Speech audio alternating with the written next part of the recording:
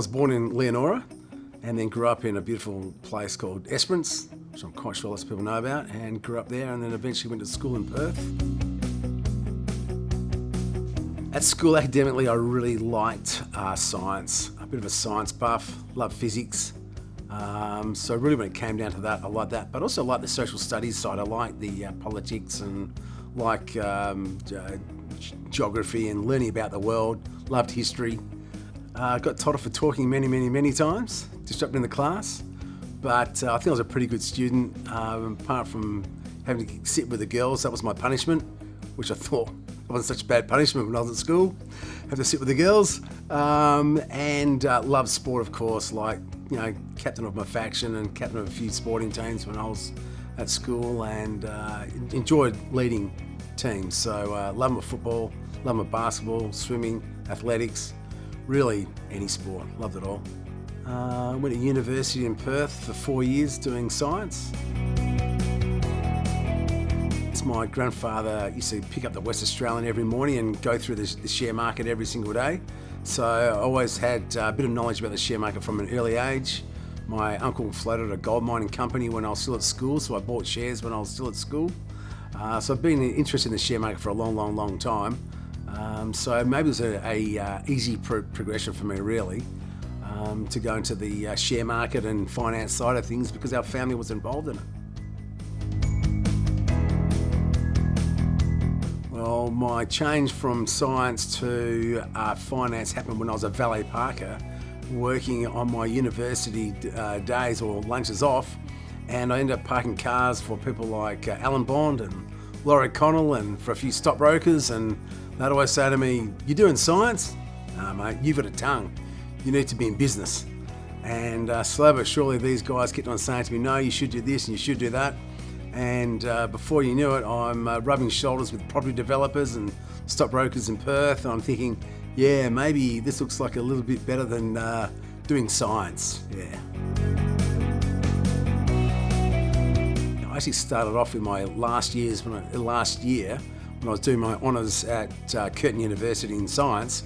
I actually started training with MLC at that time and actually sold a few super funds to the ladies at the biology department, so that's a bit of humour. One of them's still my client to this day. So I then started and I finished university on a Friday in November, and the next few days later I was starting at MLC in Applecross in Perth, and off I went. My mum was horrified. She couldn't believe I wasn't going to walk into a government job, but the recession that we had to have was occurring at that time, and there weren't any jobs in science at that time, so I had to find something to do, and that's what I sort of fell into. I came down to work with MLC. A legend football player from South Bunbury, Bob Farquhar, said, "Come down, I'll get you a job to work with MLC Insurance as an insurance agent, and I'll get you to play football for South Bunbury." So I thought, well, there you go. Come down to play footy and get a job, I'm there.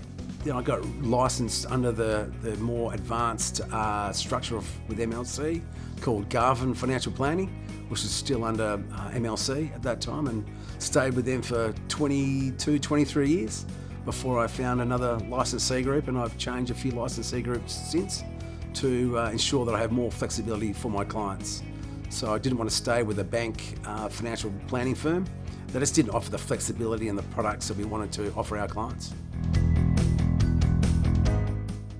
Well, look, I had a fantastic personal life and a fantastic social life. Joined the football club, joined the Surf Life Saving Club, and had an absolute ball after that. So I developed a lot of very good friends who are still awesome friends to this day, and been having a great time. I think when you come into a country town or country city, best you can possibly do is join a sporting club, and I joined too, and I'm still very passionate about both of those clubs. So I've had a great time since, and then went to a friend's party one night and bumped into this beautiful blonde, and I think it's 13 years we've been married now, so I was pretty lucky to capture that one. I'll give you the tip.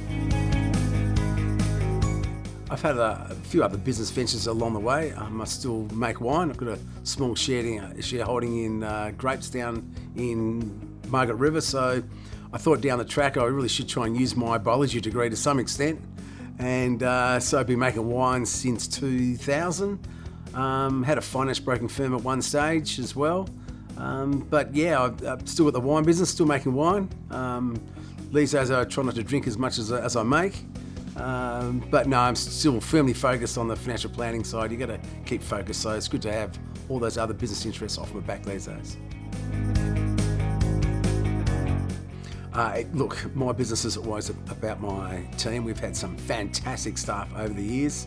Unfortunately, some of them moved on to better things, which is great. You really want to see some of your staff grow and move on. You know, some of them have become competition. Well, so be it. That's great. I'm very, very glad that they've actually been able to develop to that.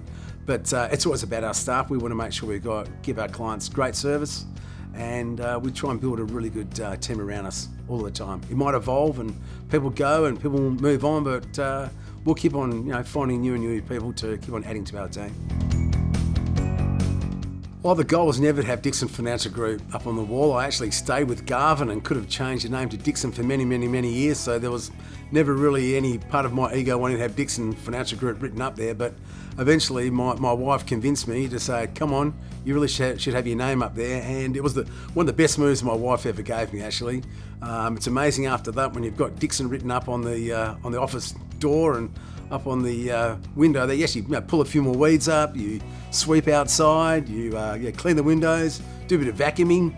You take a little bit more pride, not only in your office, but what you do for your clients, because your name's on there. So that was a really good move.